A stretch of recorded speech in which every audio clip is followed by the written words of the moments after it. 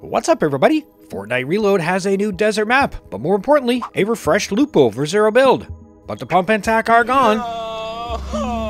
I know, right? The flapjack rifle and ranger shotguns are here, which is crazy, and we also have this mythic, which is even crazier. So what is the best loadout? What weapons and items should we avoid? I've got those answers for you, so let's get into it. Starting off with these shotguns. Not gonna lie, the pump and tack were optimal. Aside from something like the Heisted Maven and the pre-nerf Havoc, the OG shotties were the premier damage dealers. And they still are the most reliable too. But it's not the end of the world. We still have solid choices for pumps or tacks, so the question still is, how is your aim? Do you feel lucky? Well, do you, punk? Auto versus Maven really isn't much of a debate in the tack/auto shotgun department. The Maven is a nice shotgun, but the auto outshines it all day long. More damage, faster fire rate, a larger magazine size. Reload time is the same as well.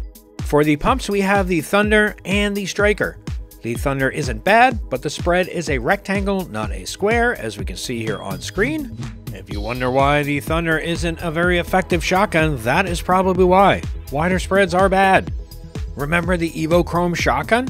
Much worse example, but to be fair, it did have that cool rarity evolution mechanic. So basically, the Thunder shotgun has a nice personality. Anyways, one other issue the Thunder has is that it blows through ammo faster than my ex-wife blew through our bank account.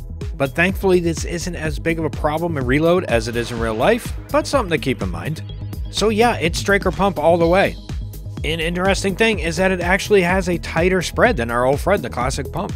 So there we are, shotgun slot done, auto or Striker. On to the AI slot, kid. We are forced to reboot with a Ranger AR, so you will have to use it occasionally, but don't make it a habit. That gun is arguably one of the worst heavy assault rifles in Fortnite. Same goes for the Flapjack rifle. People are using it like it's a long-range weapon. I don't get it. This is how you do it if you're going to use it. Play it like it's an SMG or a minigun. The Havoc Suppressed is pretty solid. Back in Chapter 4, it was competing with the Red Eye, the MK Alpha, and the Twin Mag. You know, it's like the little kid in Starship Troopers. I'm doing my part too. The only competition now is the Hammer AR. And despite the fact that the Hammer is the GOAT of Fortnite assault rifles, the Havoc can kinda hang with it in Reload Zero build. That said, I am still going Hammer as the best option, but if I get a gold Havoc, I would take it over a green and maybe a blue Hammer, maybe even purple if I'm feeling squirrely. It feels pretty good, you guys, okay? Probably not, but I would think about it.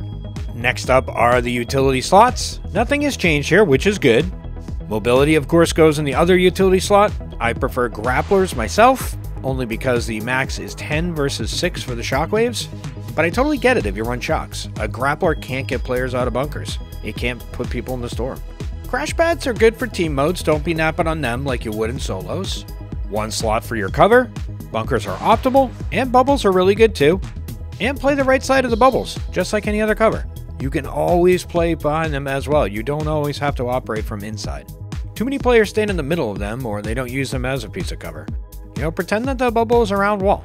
Alrighty, on to the wildcard slot, where we have a lot of third weapon options. I don't think heals and shields are the way to go here because it is Reload. Maybe in squads, maybe have one person run a health slot. In my opinion, carrying that stuff really depends on two things, supply and confidence. The more you have of those two things, the less often you need to carry health and shields. You know, if you think you're going to lose fights, you're probably going to carry more health. Anyways, the suppressed sniper or rocket launcher could be good options here, especially since a lot of other players are running them as well. Your neighbor across the street gets a hot tub, now you feel pressured into getting one. Thankfully, a game meta isn't thousands of dollars at Costco. If you play ranked, the Mammoth Pistol is probably your go-to here. The damage is nasty, but you gotta be very accurate with it. People with iffy aim might want to avoid this one. More mobility isn't a bad idea here as well. Grapplers and shocks are crazy. I still run a spray weapon in the slot because I'm still holding on to that binky. And if you're like me, the Combat SMG is still the king of the spray roll.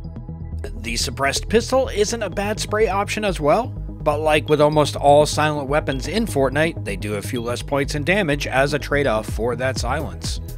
And one last thing, don't run this loadout. They really will. So there we go, peeps. Run the Hammer AR, Striker Pumper Auto Shotty, Mobility, Bunkers, and your choice in the last slot for optimal Reload Vicroy results. Thanks for watching, everybody. Don't forget to like. Next video coming right up.